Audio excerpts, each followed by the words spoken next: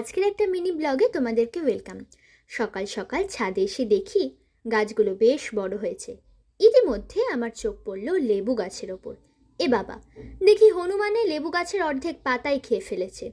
কি আর করা যাবে, চলো ঠাকুর ঘর পরিষ্কার করে ঠাকুরের বাসনগুলো ধুয়ে ফেলি। এই নাও, দেখতে দেখতে আমার কাজ প্রায় শেষ। ভাবছো তো আমার কাজটি ফুরলো? আজ্ঞে না বাপু, চলো রান্নাঘরে যাই। রান্নার রানী হয়ে গেল রাঁধুনি। রান্নায় আজ বেশি কিছু করিনি। আলু, বেগুন, কুমড়ো, ক্যাপসিকাম, গাজর দিয়ে একটা তরকারি আর আলুর বড়ি, টমেটোর টক। কারণ আজ ছিল একাদশী। মারা তো ভাত খাবে না, খাবার মধ্যে শুধু আমি আর ভাই। বাবা মার জন্য পাশের বাড়ির জেঠিমা একাদশীর অনেক কিছু রান্না দিয়ে পাঠিয়েছিল।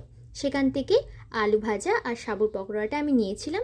তো এখানে মেনুতে রয়েছিল ভাত, সবজি, সাবুর পকোড়া আর আলু টমেটো বড়ির টক। আমার গল্পটি ফুরলো, নোটে গাছটি মুড়লো। Stay tune, by.